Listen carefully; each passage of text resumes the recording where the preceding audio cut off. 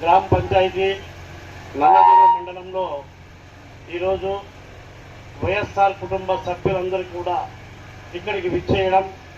దానికి సభాధ్యక్షులుగా మన విశ్వనాథ్ రెడ్డి గారు, అదేవిధంగా ముఖ్య అతిథిగా శ్రీనివాసరెడ్డి గారు, అదేవిధంగా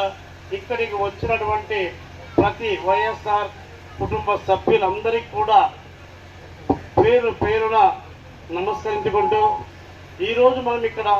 సమావేశం కావడం మీ అందరికీ తెలుసు. ఎందుకంటే మన దివంగత నేత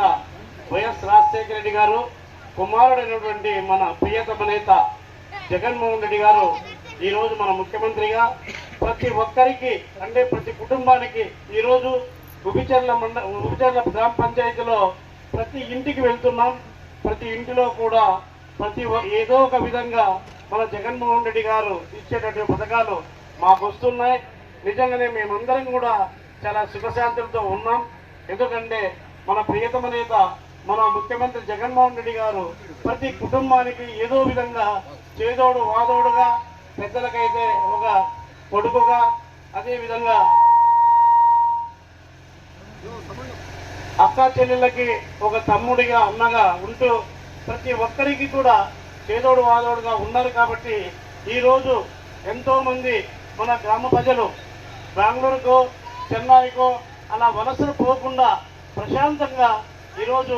మన విలేజ్లలో ఉండి ప్రశాంతంగా జీవనం గడుపుతున్నామంటే అది ఖచ్చితంగా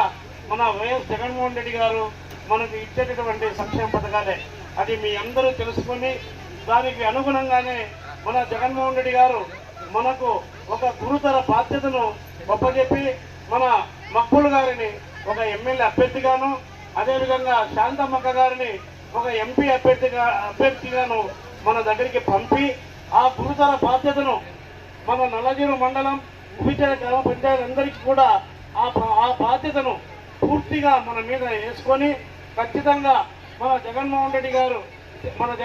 గారిని మరొకసారి ముఖ్యమంత్రి చేయాలనుకుంటే ఇక్కడి నుండి మన ఉబిచర్ల గ్రామ పంచాయతీ నుండి మనం అత్యధిక మెజారిటీతో మక్బుల్ గారికి, అదేవిధంగా శాంతమ్మక్క గారికి, అదేవిధంగా మనమందరము ఒక మెజారిటీ తెచ్చి కదిరి నియోజకవర్గంలో ఉబిచర్ల మండలం నుండి ఈ యొక్క గ్రామ పంచాయతీ నుంచి అత్యధిక మెజారిటీ ఆ రోజు ఓట్ల లెక్కింపులో వచ్చింది అని చెప్పేటట్టుగా గర్వంగా మనం చెప్పుకోవాల్సిందిగా కోరుకుంటూ ఖచ్చితంగా మన జగన్మోహన్ రెడ్డి గారిని మరొకసారి ముఖ్యమంత్రి చేసుకోవాలని మరొకసారి మీ అందరికీ కూడా ప్రార్థన చేసుకుంటూ జై జగన్,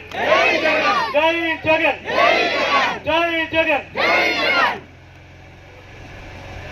ఇప్పుడు మన